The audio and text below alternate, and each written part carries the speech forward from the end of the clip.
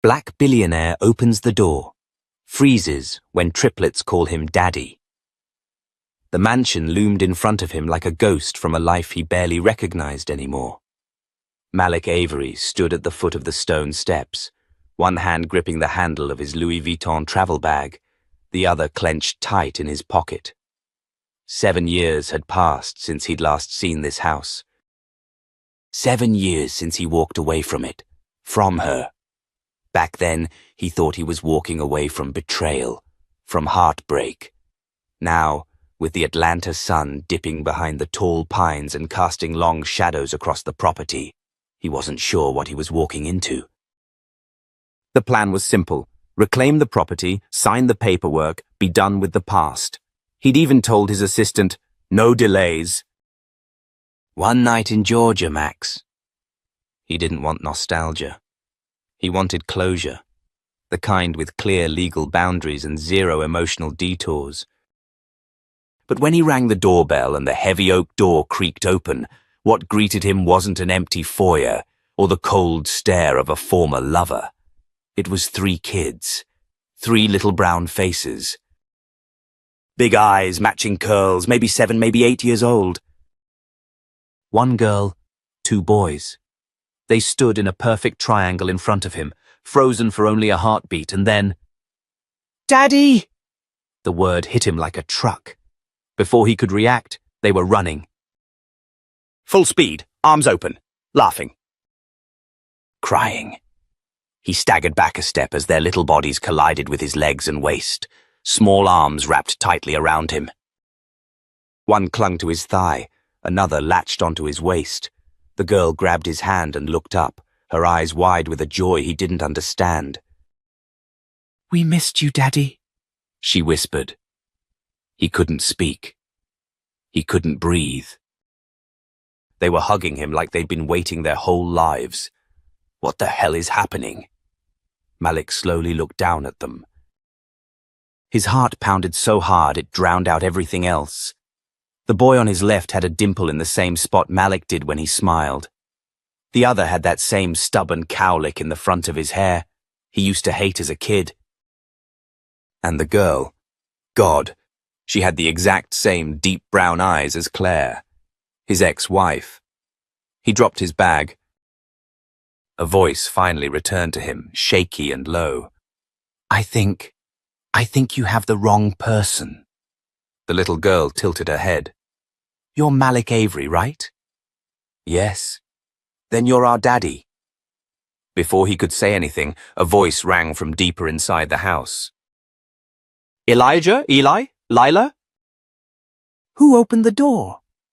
A young woman appeared, early 30s, dark braids tied back in a low bun, holding a basket of folded laundry. When she saw Malik standing at the door, flanked by 3 children gripping him like their lives depended on it, her jaw dropped. "Oh my God, Mr. Avery?" Malik took a cautious step inside. "I'm sorry. Who are you?" "I'm Tamika." "I'm their nanny. I mean Ms. Monroe's nanny." He blinked. "Ms. Monroe? Claire Monroe?" "Yes, sir." The kids pulled him farther inside. The interior of the house hadn't changed much. Same exposed beams, same floor-to-ceiling windows that overlooked the back lawn. But now there were crayon drawings on the fridge, toys under the coffee table, tiny sneakers near the front mat. And there was something else, something impossible to ignore. Laughter. Warmth. Life.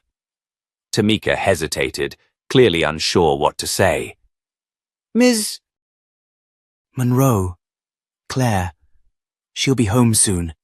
I didn't know you were coming. She never told me." "Neither did she tell me about them," he said, voice hardening slightly. "Are they really?" Tamika nodded but then softened. "Sir, I don't know the whole story. All I know is they've been waiting for you for a long time." Malik turned to the kids again. What are your names?" "I'm Elijah," the boy with the dimple chirped. "Eli," the second boy said. but Mom calls me Rocket 'cause I run fast. And I'm Layla, the girl said proudly, tightening her grip on his hand. Mom says I'm the brave one. Malik felt like the floor was tilting beneath him. Layla looked up again. Mom told us your job kept you away. She said you wanted to come back, but your boss wouldn't let you. Tamika shifted uncomfortably, but Malik didn't look away from the girl. He knelt slowly. Who told you that? Mommy! All three answered at once. Malik's jaw clenched. Claire Monroe. Always so composed, so careful.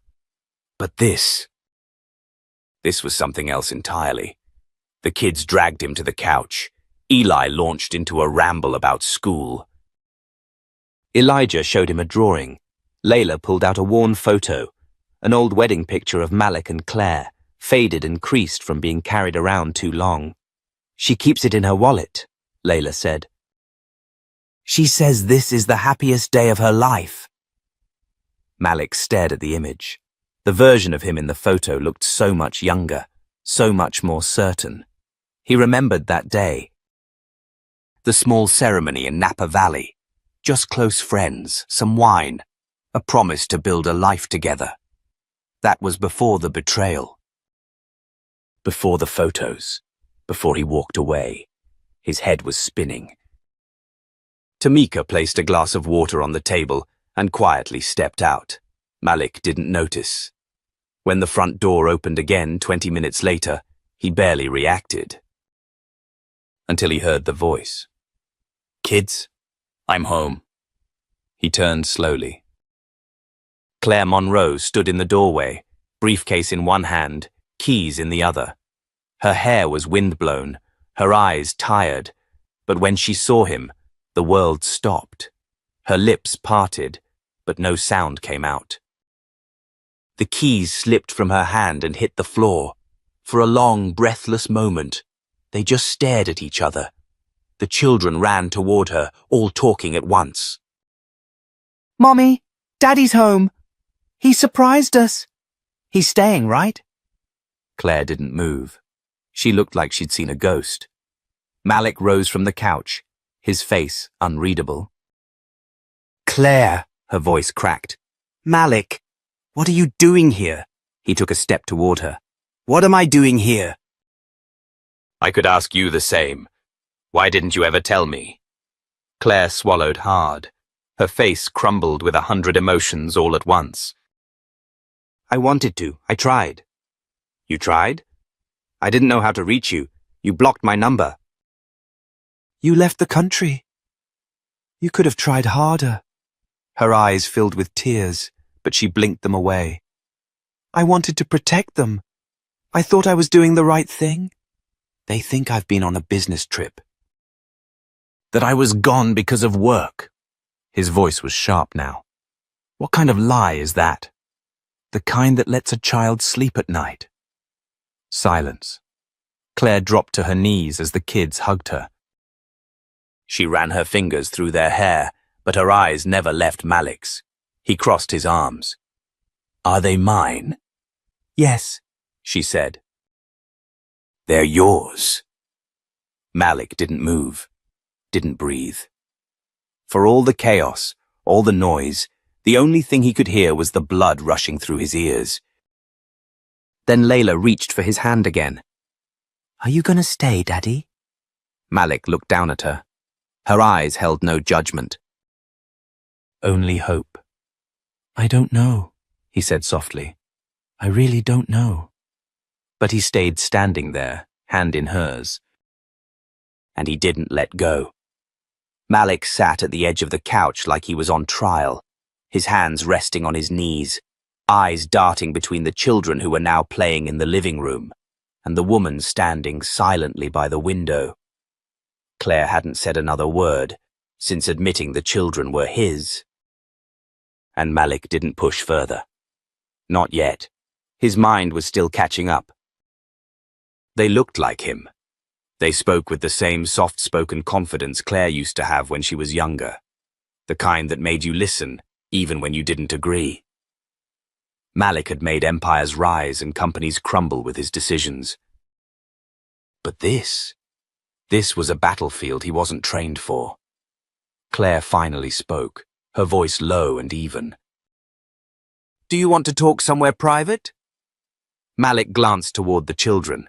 They were giggling over a set of magnetic tiles, their laughter soft and oblivious. He nodded. "Yeah, the study's still there?" She didn't answer with words.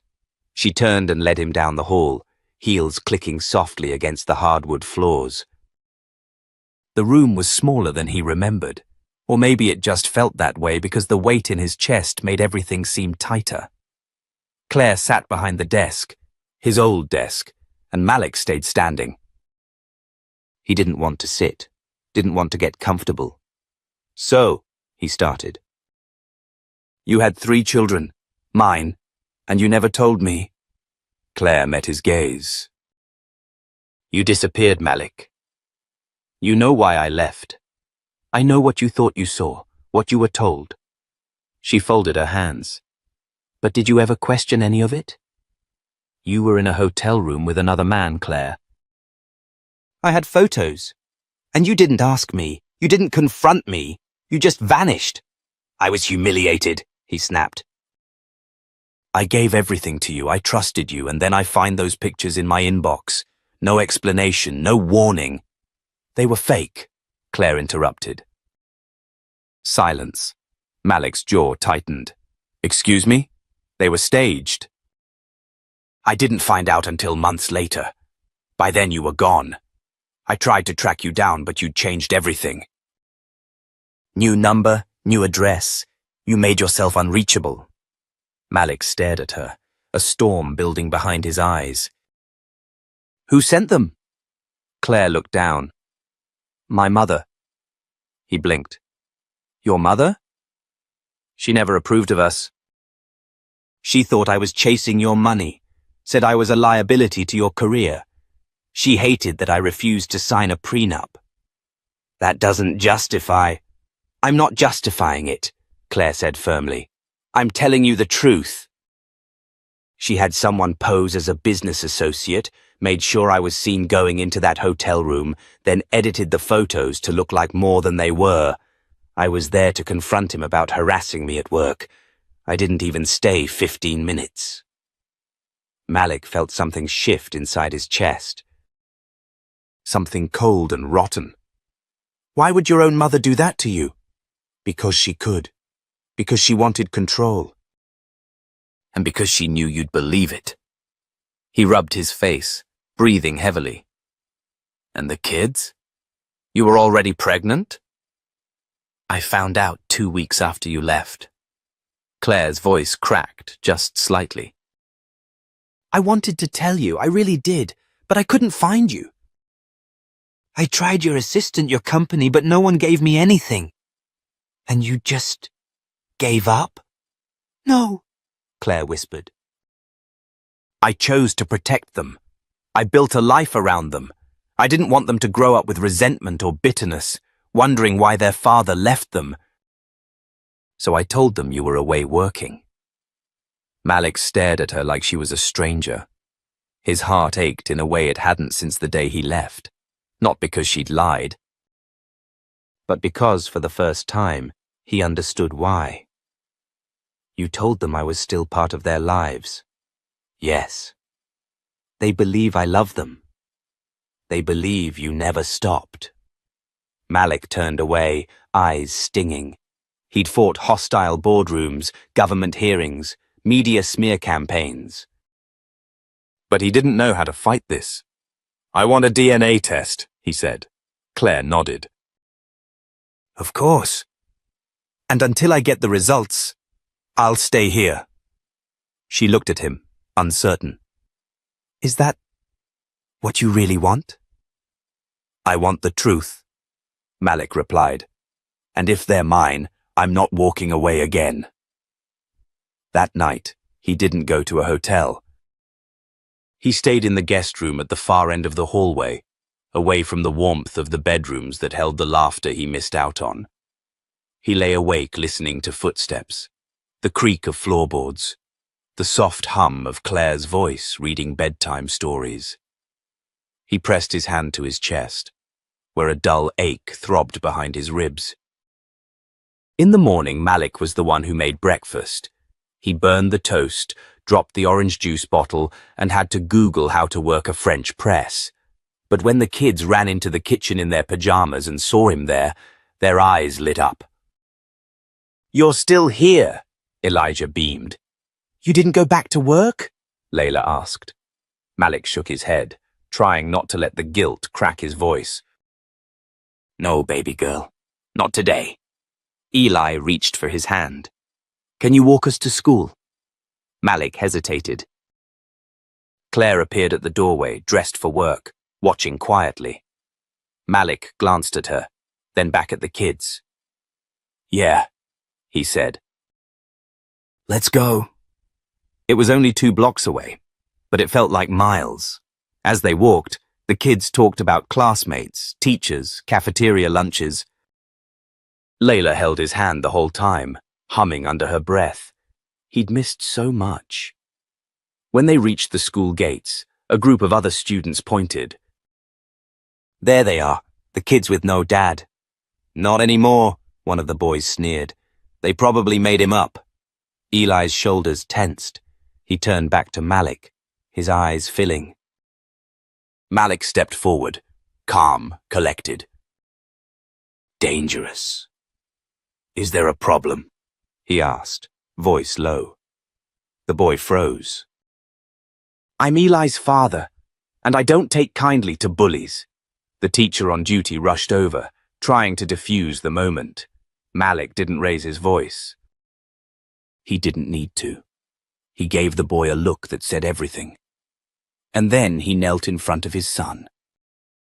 "Next time someone calls you a liar," he said, "you tell them the truth always comes out, just like I did." Eli nodded, tears threatening to spill. Malik kissed his forehead. As he walked back home alone, the air was cool and heavy with morning mist, but for the first time in years, Malik Avery didn't feel alone. He felt like a father. And for once, he didn't run from it. Malik stood in the doorway of the kids' room that night, watching them sleep. The soft glow of a unicorn-shaped nightlight cast dancing shadows across their peaceful faces. He leaned against the frame, arms crossed, trying to process what had become of his life in just 48 hours. 3 children. His children. Possibly. Claire had been quiet all evening. She didn't press, didn't explain again. She just gave him space, watching him from a distance with a mix of caution and sadness. Malik could feel her silence more than her words. It wasn't avoidance. It was a shield. She was protecting herself.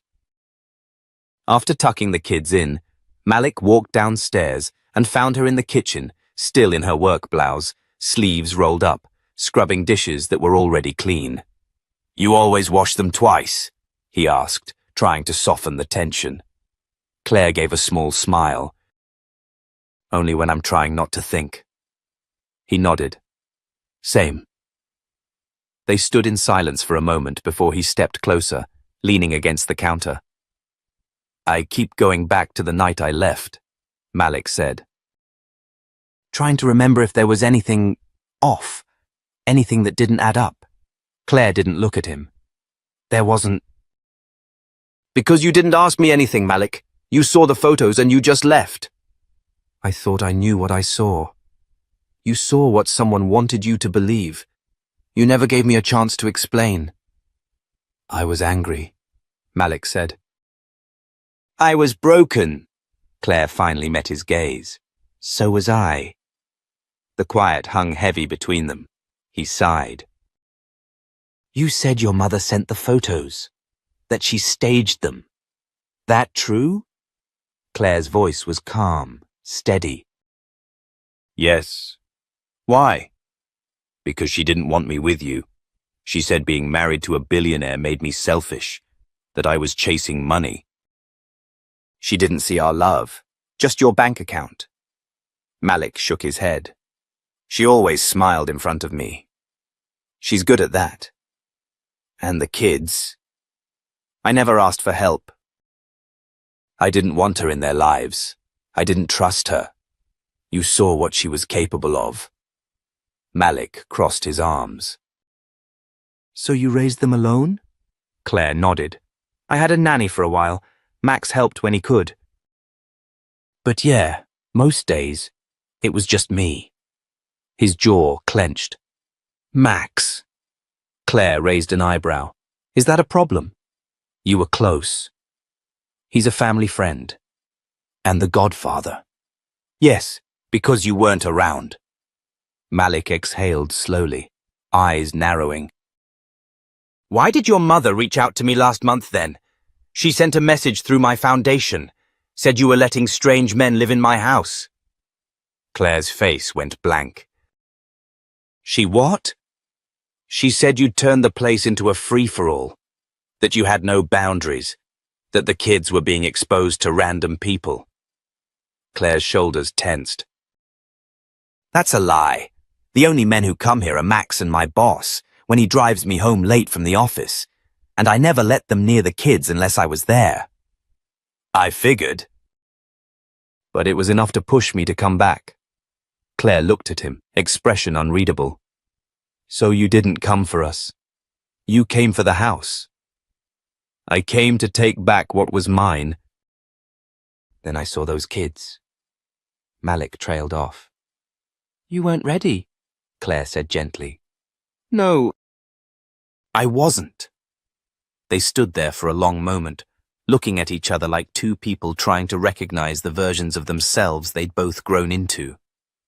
Then Claire spoke, voice soft but sharp. You know, I was offered a job out of state last year.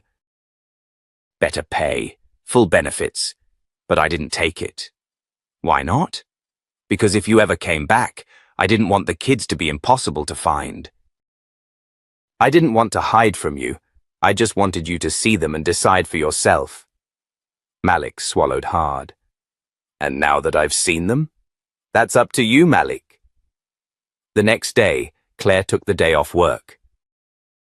They drove to the clinic together with the kids. The DNA test process was quiet, clinical, fast, mouth swabs, sealed envelopes, a technician telling them results would take 2 weeks. Afterward, they went for ice cream. Malik sat across from the triplets at a small booth in a local diner, watching them smear chocolate and sprinkles across their cheeks. They asked him silly questions. Do you have a private jet? What's your favorite candy? Are you richer than Elon Musk? No, he chuckled. Not even close. You could be, Eli grinned.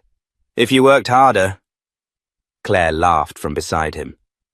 Later that night, Malik stood by the bay window in the guest room, phone in hand. He hadn't answered any messages from Yasmin, his longtime assistant and, for the last year, something more complicated than a friend. She had been the one who held things together at the company, while Malik slowly withdrew. When she'd heard he was traveling to Georgia alone, she'd gotten suspicious. He finally opened one of her texts. You're going soft. Is she playing you again? He deleted the message without replying, then another buzz, this one from his cousin Cameron. Yo, I just found out from Aunt Teresa. Claire's been through hell, man. You better not screw this up. He put the phone down and sat on the edge of the bed, face in his hands. The next morning, Malik made the kids breakfast again. It was easier this time. Fewer broken eggs.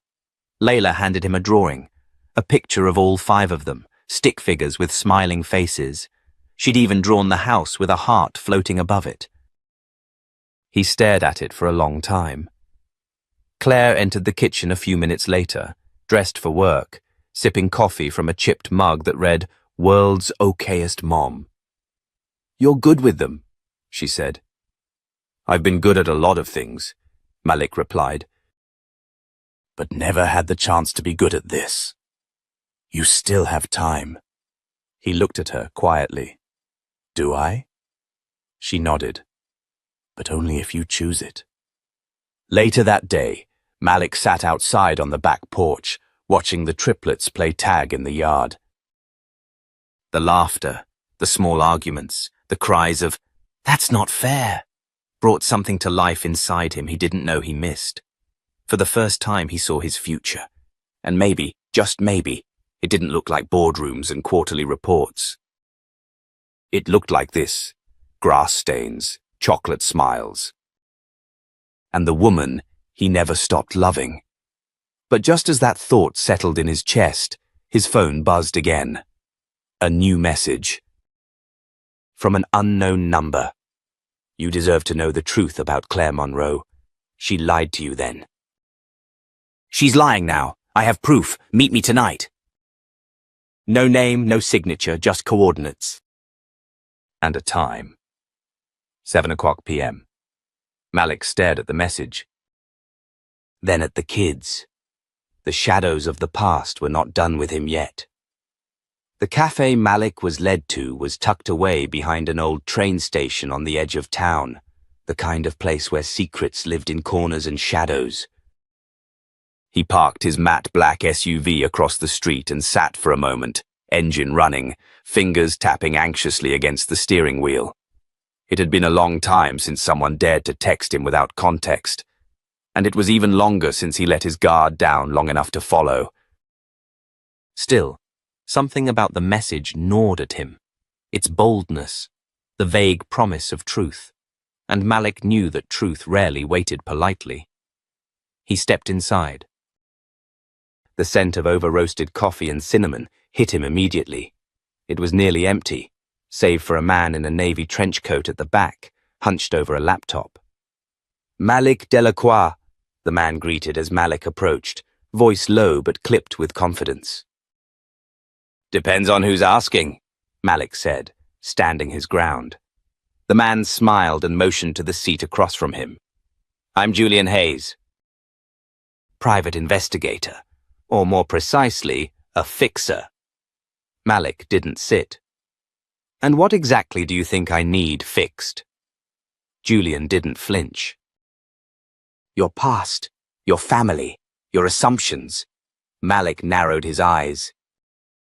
Julian turned the laptop around. On screen was a series of images, Claire with another man, laughing, close, seemingly intimate. The same photos that had burned themselves into Malik's memory 7 years ago. "I know those," Malik said sharply. "That's why I left her." Julian clicked again. Another photo appeared, this time zoomed out. A production crew, a director's clapperboard, a set light in the corner of the frame. "These were staged," Julian said. "Part of a fake commercial shoot your ex-mother-in-law commissioned under the guise of a product ad. The man in the photo, an actor named Jonah Temple. You can call him yourself, I already did." Malik's mouth dried. Julian continued, his voice smooth but firm. "She hired me years ago to dig up real dirt on Claire, but there was none. Instead, I found this. I offered to tell you then, but your number was changed. You disappeared."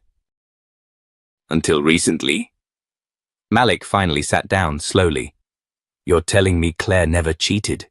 he said, almost to himself. "She didn't."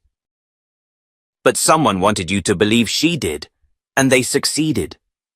Julian closed the laptop and slid a manila envelope across the table. "Everything's in there. Texts, receipts, bank transfers, the contract with the actor. It's all real, and it's all dirty." Malik's hands trembled slightly as he reached for it.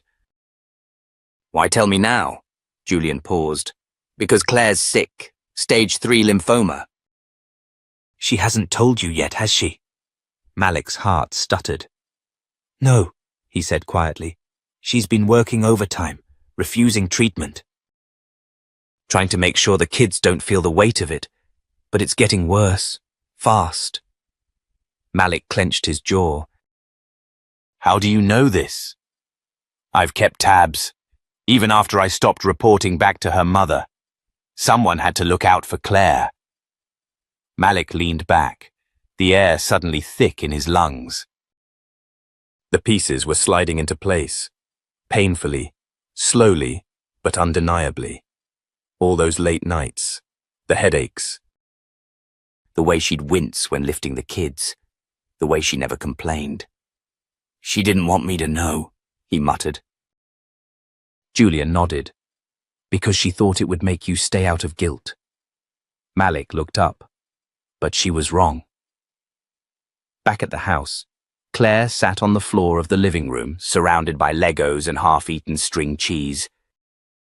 The triplets were building what they called the Daddy Tower, a crooked block monument topped with a stick figure drawing of Malik.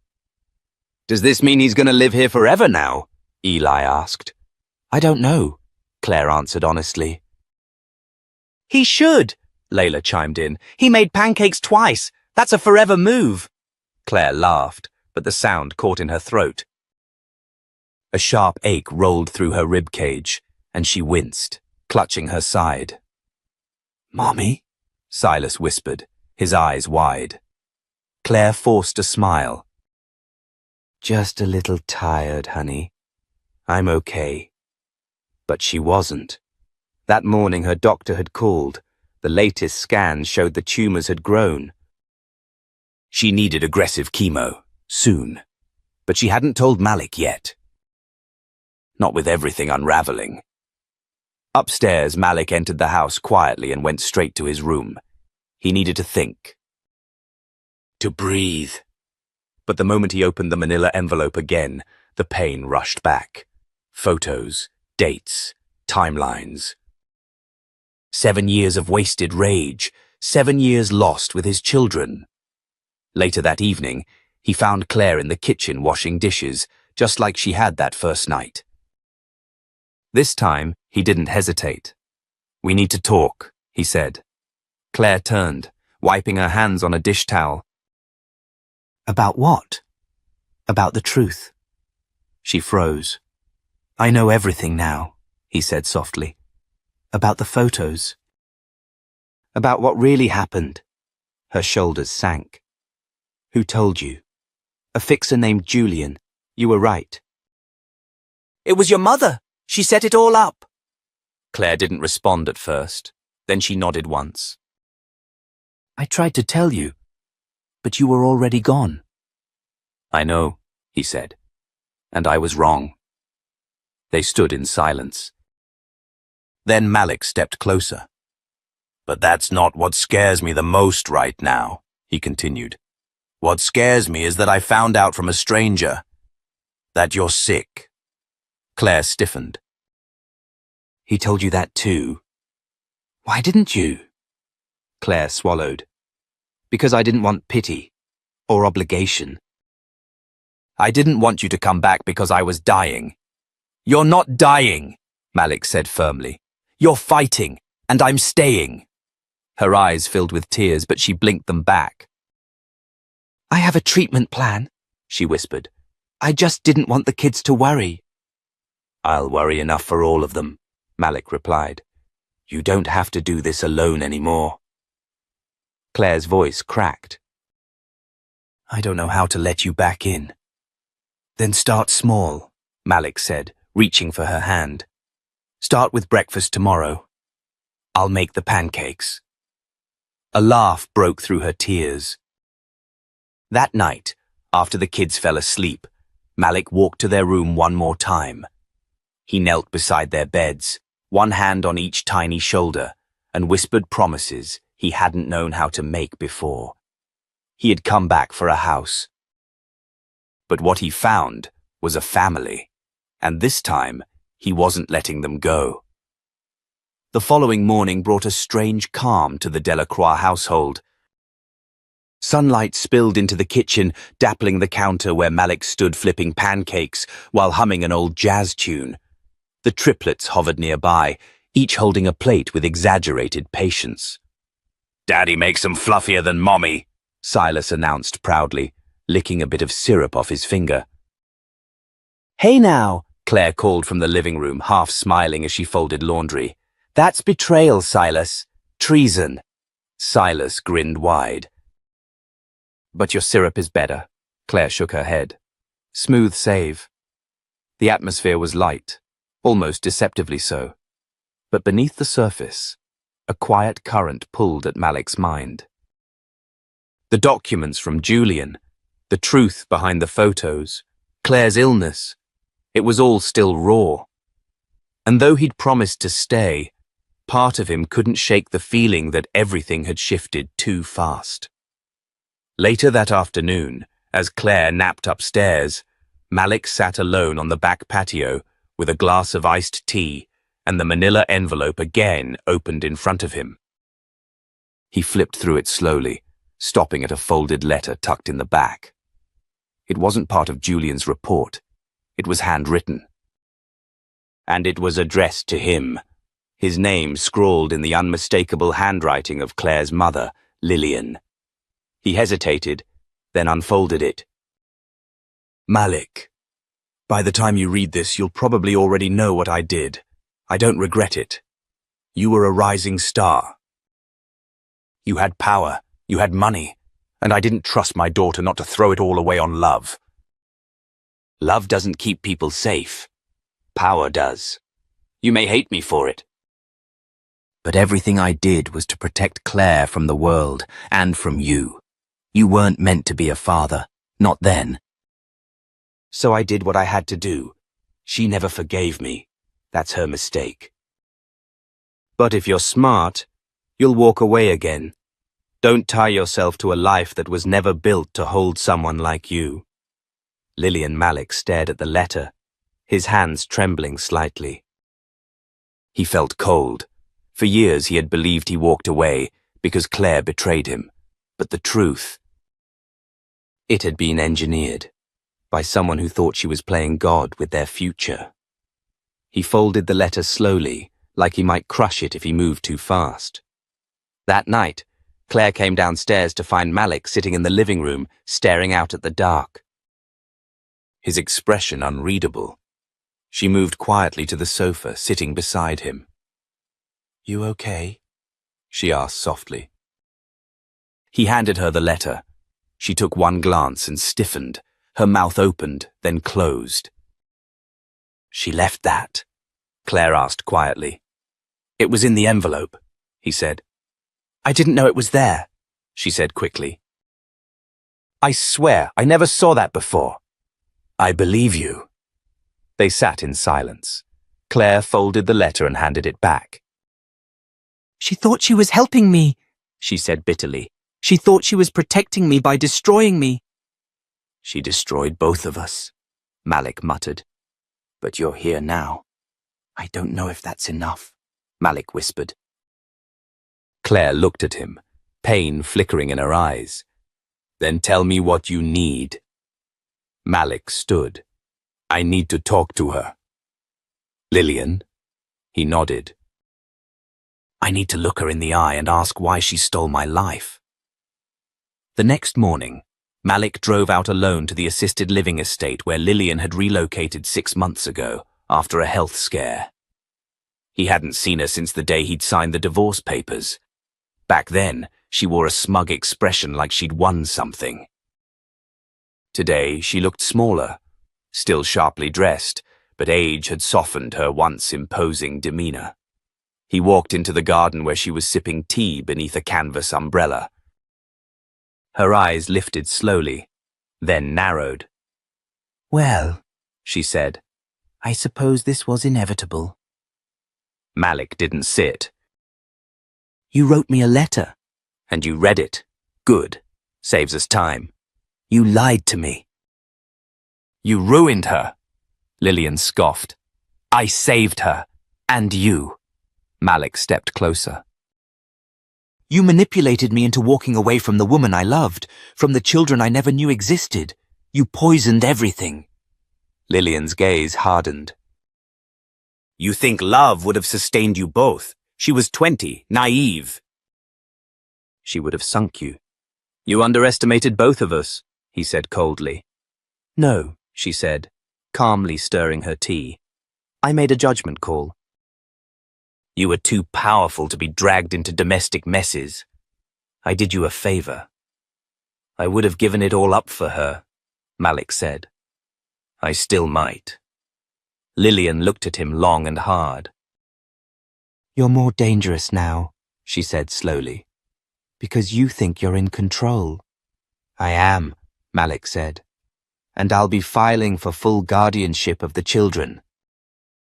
If you ever come near them, or Claire, I'll make sure you lose everything. Lillian stood, her lips twitching at the edges. You're just like your father. Angry? Reckless. I'm nothing like him, Malik said. He ran. I stayed. And with that, he turned and walked away. Back at the house, Claire was sitting on the floor with the triplets building puzzles when Malik walked in. He said nothing at first, just watched them. Watched how they clung to her, how they laughed and scrambled to show him their messy, beautiful creations. He dropped to his knees beside them. Daddy, look, Layla said proudly, holding up a crooked cardboard piece of a lion. Beautiful, Malik whispered, but he wasn't looking at the puzzle. He was looking at Claire. Later that night, after the children were asleep, he found her out on the porch, wrapped in a sweater. "She'll never hurt you again," he said, sitting beside her.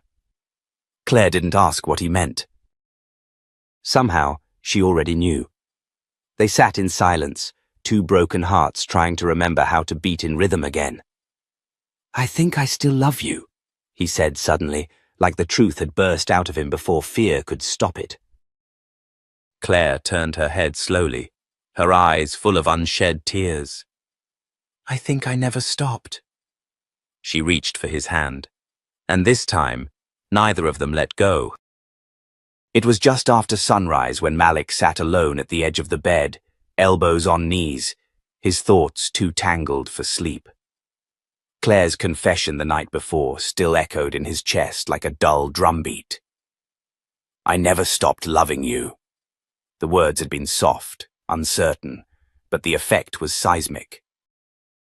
Downstairs, the quiet hum of the house stirred. Malik could hear the clink of cereal bowls, the giggles of the triplets starting their day. It was the first time in years that mornings didn't feel hollow. He had a family now. The question that haunted him was whether it was already too late to keep it together. He headed to the kitchen and paused when he saw the kids lined up at the counter, each in pajamas covered in superheroes and cereal dust. Claire stood behind them in a robe, hair tied in a messy bun, flipping pancakes with one hand and pouring orange juice with the other. Layla turned and saw him first. Daddy! "You're up!" "Barely," Malik said with a grin. "You're planning to eat all the pancakes before I even sit down?" "You snooze, you lose," Silas shouted, mouth already full. Claire laughed, catching his gaze. It lingered for a second longer than necessary. But there was warmth now. Something hesitant, but genuine. After breakfast, Claire suggested taking the kids out to the park. Malik volunteered to drive, which surprised her. She hadn't expected him to be so involved. He helped buckle each child in, carried their backpacks, and even packed snacks without being asked. Claire noticed every gesture, every softened edge. At the park, the triplets ran wild with joy, while Malik and Claire sat on a bench under a wide oak tree. For a while, they just watched in silence. "How are you really feeling?" Malik finally asked, turning to her. Claire didn't pretend not to understand. "Some days are better than others," she said. "The medication helps, but I won't lie. It's getting harder to hide the fatigue." Malik clenched his jaw. "You shouldn't have had to do this alone." "I didn't have a choice," she replied, voice soft but firm. "You left, Malik." "I know," he said, regret heavy in his tone. "But I'm not leaving again." Claire didn't respond right away. Instead, she looked toward the kids. "They think you're perfect, you know." "I'm far from it," he said quietly. "They don't need perfect," she said. "They just need you." Later that afternoon, Claire's phone buzzed. It was her oncologist's office. She stepped away to take the call while Malik watched her expression shift from calm to rattled. When she returned, her face was pale. "What's wrong?" he asked, standing up. Claire hesitated, then said, "My recent labs, they weren't good. The doctor wants me to come in tomorrow for a full evaluation." Malik didn't say a word at first. He just reached for her hand and held it. "I'm coming with you." "I didn't ask." "You didn't have to." That night, after putting the kids to bed, Malik found himself in the guest room staring at the DNA results that had arrived that morning and were still sitting on his nightstand, unopened. He held the envelope for a long time. Eventually, he opened it. The words stared back at him, black ink on white paper. A line that changed everything. Probability of paternity, 99.98%. His breath caught in his throat. He already knew. He had known the moment he saw their eyes. But reading it, seeing it in black and white, made something click into place inside him. They were his. He had missed their births, their first steps, their first words. He would not miss another moment. Malik walked to the kids' bedroom, the document still in his hand. They were asleep, limbs tangled under a blanket with cartoon astronauts. Layla's arm hung off the edge, her fingers twitching with dreams. He leaned over, kissed each of them softly on the forehead. "I promise," he whispered. "I'm going to be the dad you deserve." The next day, they arrived at the clinic. Claire was nervous, though she tried to hide it beneath layers of small talk. Malik stayed at her side the entire time, even during the MRI. He waited in the hallway, tapping his knee, silently cursing every second that ticked by. Finally, the doctor came out with a clipboard and a serious expression. "The tumor hasn't grown, but it hasn't shrunk either," he said. "We're going to increase her dosage and schedule more aggressive treatment." Malik nodded, holding Claire's hand tighter. "Whatever she needs." They drove home in silence. That evening, the children were playing outside when Malik pulled Claire into the study. "I opened the test results," he said. Claire turned to him slowly, her heart skipping. "And?" "They're mine. They've always been mine." Claire swallowed hard. "I never lied about that." "I know," Malik said, "and I'm sorry for ever doubting it." He reached into his coat pocket and pulled out a small red velvet box. Claire froze. "No," he said, opening it slowly, revealing not a ring, but a house key. "You don't have to marry me, but you should know. I'm not leaving. This is my home too now." Claire's eyes shimmered. "Welcome home, Malik," she whispered. And for the first time in years, they both believed it. A week after the clinic visit, Malik's world began to shift in ways he hadn't anticipated. The routines were starting to feel familiar. School drop-offs, bedtime stories, grocery lists scrawled on the fridge. But beneath the surface was an undercurrent of unresolved tension. Malik knew that being physically present wasn't the same as being forgiven. And even if Claire said the words, her eyes still held pieces of an old hurt she hadn't let go of. It came to a head on a Friday evening. Malik had offered to cook dinner, an attempt to ease Claire's responsibilities and also impress the triplets, who still found it unbelievable that he knew how to make pancakes and pasta.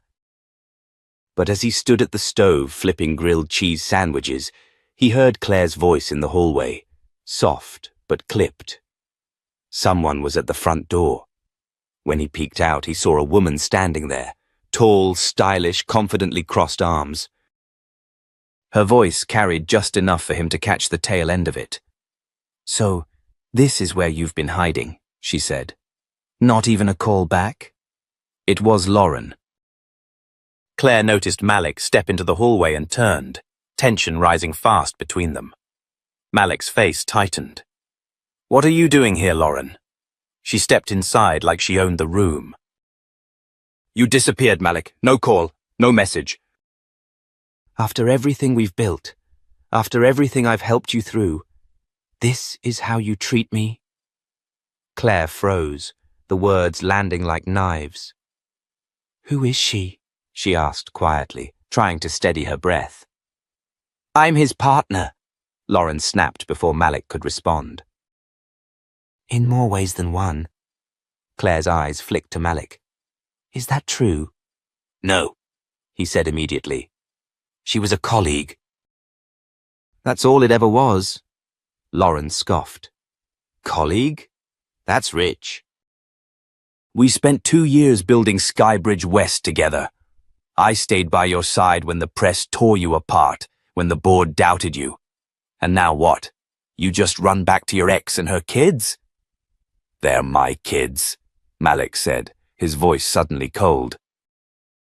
Lauren went silent for a second. You didn't even know they existed until 2 weeks ago. Claire flinched. Malik stepped forward. You need to leave, Lauren. Lauren's mouth twisted. I see. The billionaire wants to play daddy now. You think this makes you noble? Because you're babysitting and flipping grilled cheese? You think it erases everything? Claire stood still, arms crossed tightly. Malik turned toward her, the heat in his voice replaced by something closer to desperation. I was going to tell you about her, he said, but there was nothing between us. Not the way you're thinking. Claire shook her head. That's not the point, Malik. It's not about her. It's about what happens every time life gets complicated. You vanish, you run, and you leave people picking up the pieces. Malik didn't answer right away. The kids were playing upstairs, and even their laughter felt like a fragile thing. I'm not running this time, he said, quieter now. I'm not perfect, Claire. God knows I've made a mess of everything, but I'm here, and I'm staying. Lauren narrowed her eyes. You'll regret this. No, he said, steady and sure. I regret leaving the first time. I'm not making that mistake again. Lauren spun on her heel and left, the door clicking shut behind her. The silence between Malik and Claire lingered like smoke. She turned and walked to the kitchen without a word. He followed. Claire, he said, please. Don't let her rewrite the story. She turned to face him, finally letting her emotions spill over. You left without a word. You filed for divorce from another continent. And now you're back because you got told a different version of the story, because your mother finally admitted she lied. She stepped closer. You weren't there for the sickness. The fear. The nights they asked why their dad didn't want them. Tears slipped down her cheeks. Malik looked away, his jaw clenched. You're right. I wasn't. Claire exhaled, shaky and raw. And now you expect me to let you walk back into our lives like you never left? No, he said. I don't expect that. I just want the chance to earn it. Claire stared at him. Then prove it. The next morning, he did just that. The triplets had a school event, a family hero presentation. Parents were invited to sit in while the children gave short speeches about the person who inspired them most. Malik didn't know until Claire quietly mentioned it at breakfast. You don't have to go, she said. They chose me to be their hero. You're not on the list. But he went anyway. He sat in the back of the classroom, quiet and still, watching Lila walk to the front in a yellow dress that billowed as she moved. She glanced at Claire. Then her gaze landed on Malik. My hero, she began, voice steady, is someone who never gave up on us, even when she was tired, even when she was sick. Even when we were mean or loud or silly, she always listened, she always fought for us. Claire covered her mouth. But, Layla added, we have 2 heroes now. One just took longer to find his way home. She looked at Malik. Her brothers did too. And we're glad he did. There wasn't a dry eye in the room. When it was over, Claire stood beside Malik in the hallway, stunned by the kid's words. "She wrote that herself," she said softly. "I know," Malik whispered. "I didn't think she was ready to say all that. Not yet." "Sometimes," Malik said, "kids know more about forgiveness than we do." Claire looked at him. Really looked. And for the first time since he'd come back, she didn't look away. The rain came hard that morning. Thick sheets slammed against the windows as thunder rolled over the quiet Los Angeles suburb. Inside the house, everything felt still. The triplets were seated in the living room, their eyes locked on a cartoon they had seen 100 times. Claire moved slowly in the kitchen, the weight of the past few weeks finally catching up with her. And Malik stood in the hallway, holding the letter that had just arrived in a cream-colored envelope with the seal of the White House embossed at the top. He turned the envelope over again, his fingers tracing the edges. The president's office didn't send letters like this unless something significant was on the other side. When he finally opened it, he read it 3 times. By the 4th, his eyes were still wide with disbelief.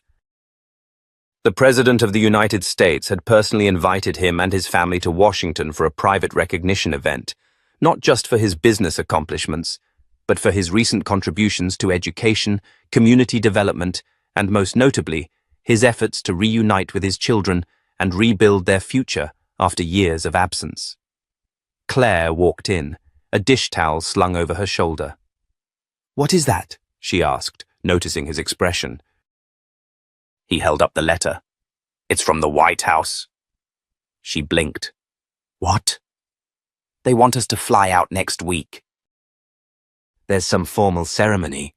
Apparently the president read about everything. The company rebuild, the foundation I started for fatherless kids, the story of us." Claire laughed softly, as if the entire idea were too surreal to process. "What does he want from us?" "A photo op?" "No," Malik said quietly. "He wants the story, all of it." "He said people need to hear it." That night, Malik lay awake in the guest room. But sleep didn't come. Not out of stress, but something deeper. Restlessness. Resolve. He stepped out and wandered toward the nursery room. The soft breathing of the children filled the space, grounding him in a way nothing else ever had. In that silence, he made a decision. The next morning, Claire found him in the backyard with a clipboard, reviewing blueprints. It wasn't for a business venture or new investment. It was a renovation plan for their home. "You're remodeling?" she asked cautiously. "I'm rebuilding," Malik corrected her, eyes bright. "Not just walls, all of it. Our future. I want this house to be the place they grow up in, with both of us here." Claire looked away, unsure if she could trust the hope blossoming in her chest. "You mean, stay here?" "I've had all the penthouses I could ever want, Claire, but no skyscraper ever made me feel what this old house does. With you. With them." Claire remained silent, the air thick between them. "I've thought about it," Malik continued. "Long and hard. I don't want joint custody from a distance. I don't want scheduled visits. I want to wake up and step on Legos. I want to fight over who forgot to pack school lunches. I want the mess, the noise." "The real thing," Claire's voice cracked. "But what if you run again?" "I won't," he said simply, "because this time I know what I'm running from and what I'm running toward." The week flew by. When they arrived in Washington, D.C., the mood shifted. The triplets held Claire's hands tightly as cameras flashed. Reporters shouted questions, some recognizing Malik as the tech mogul who had vanished for years and returned with not just a comeback, but with children and a story the world couldn't ignore. Inside the East Room, Malik stood behind a podium, the president beside him. "I once thought success was built on isolation," Malik said to the gathered crowd. "On shutting people out to climb higher. But I was wrong. I missed birthdays. I missed first words. I missed life, until I opened a door one day and heard 3 little voices call me Daddy. Gasps echoed. He turned to Claire, who sat with the kids in the front row. Her eyes glistened. I wasn't ready for what they gave me. Forgiveness. And I didn't deserve it. But I'm spending the rest of my life earning it. Because sometimes the greatest comeback isn't to the top of the business world. It's back into your own family's life. The room erupted in applause. Later that night, back in their hotel suite, the kids ran between rooms, thrilled about the tiny soaps and the fluffy pillows. Malik and Claire sat on the couch, sipping tea. "You were incredible up there," she whispered. He smiled. I was just telling the truth. A moment passed. You know, I never thought we'd get here, she said. I didn't either. But we're here now. Claire leaned against him, her head on his shoulder. So, what's next? Malik looked at the ceiling for a moment, then down at her. I think we live one day at a time, and we tell our story, not just the good parts. All of it. Because somewhere out there, there's another man thinking it's too late to go back, and maybe this story shows him it's not. They stayed quiet, letting the moment breathe. The camera panned back through the hotel window. Rain now gone, city lights glowing. Dear viewers, if you felt something real in this story, if you've ever known the power of forgiveness, the weight of second chances, or the beauty of coming home, please like this video, share it, and subscribe to our channel. We tell stories that matter, stories like Malik's, stories like yours. Because sometimes the most powerful words in the world are simply, Daddy's home.